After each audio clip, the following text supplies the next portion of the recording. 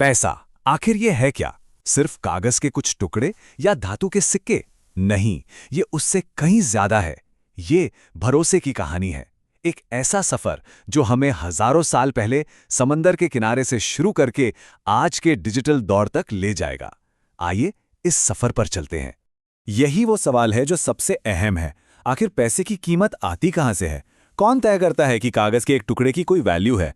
इसका जवाब जितना हैरान करने वाला है उतना ही सरल भी है, और वो है भरोसा। हमारी कहानी की शुरुआत होती है समंदर की गहराइयों से। जी हां, एक मामूली सी दिखने वाली कौड़ी जो बन गई दुनिया की पहली ग्लोबल करेंसी।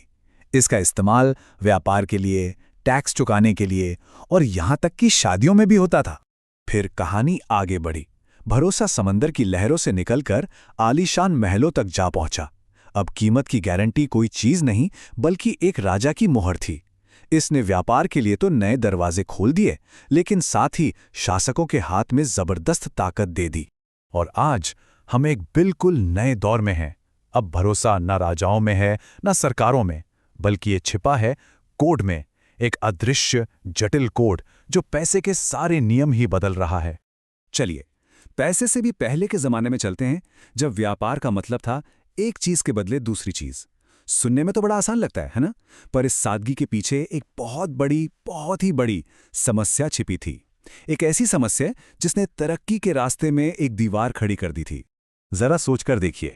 मान लीजिए आप एक बेकर हैं और आपको जूते चाहिए, तो आपको सिर्फ मोची नहीं ढूंढना है। आपको एक ऐसा मोची ढूंढना होगा जिसे ठीक उसी समय आपकी बनाई हुई रोटी की जरूरत हो। इसी मुश्किल को कहते हैं आवश्यकताओं का दौरा संयोग। और यकीन मानिए, ये व्यापार को लगभग नामुमकिन बना देता था। मतलब ये सिस्टम एक बुरे सपने जैसा था। आप एक पूरी गाय के बदले कोई एक जोड़ी जूते कैसे लेंगे?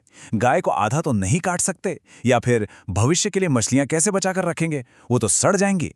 साफ था, हमें एक बेहतर तरीके की सख्त जरूरत थी। और फिर इस समस्या का एक बहुत ही अनपेक्षित, बहुत ही सरल सा समाधान सामने आया। एक ऐसा हल जिसने दुनिया को हमेशा के लिए बदल दिया। ये छोटी सी, मामूली सी दिखने वाली कौड़ी देखते ही देखते एक ग्लोबल सुपरस्टार बन गई। इसने महाद्वीपों को जोड़ा, बड़े बड़े साम्राज्यों की नींव रखी और यहां तक कि प्यार और जंग की कहानियों में भी अपनी जगह बना ली। तो आखिर इस छोटी सी कौड़ी में ऐसा क्या था? पहली बात, ये मजबूत थी, आसानी से टूटती नहीं थी।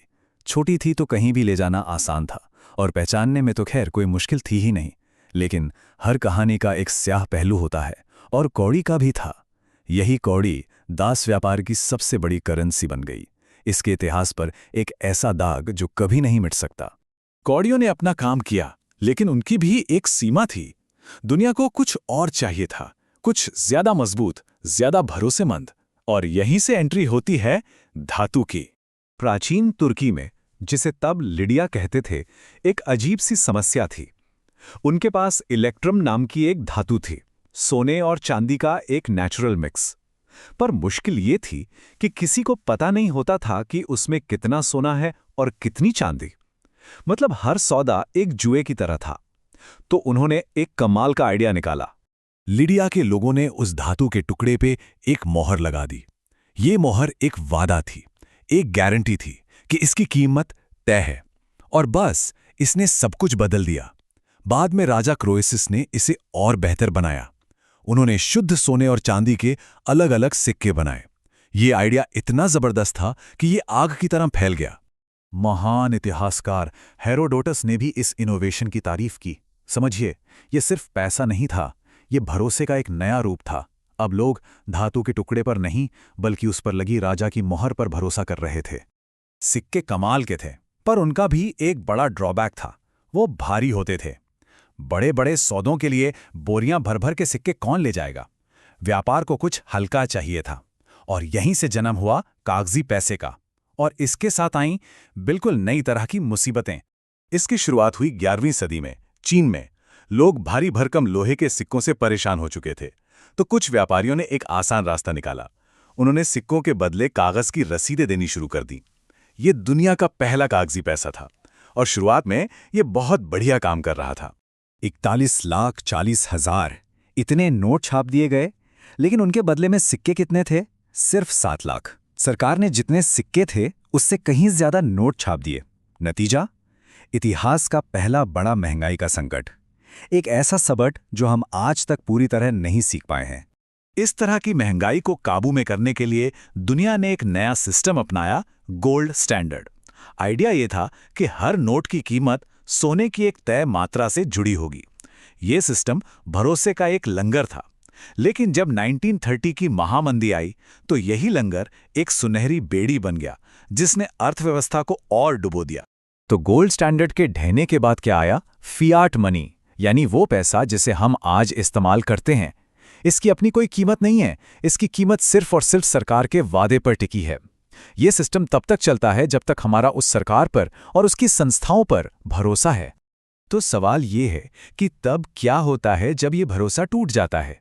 साल 2008 में हमें इसका जवाब मिला, और वो बहुत भयावह था।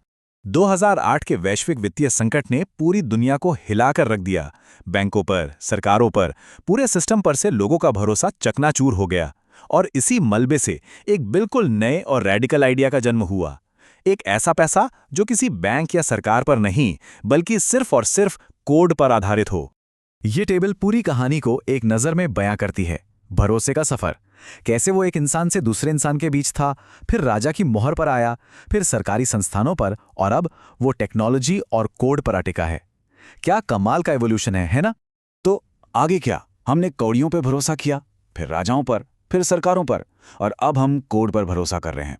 सवाल यह है कि अगला कौन होगा या क्या होगा? पैसे की कहानी भरोसे की कहानी है, और ये कहानी अभी खत्म नहीं हुई है, ये अभी लिखी जा रही है।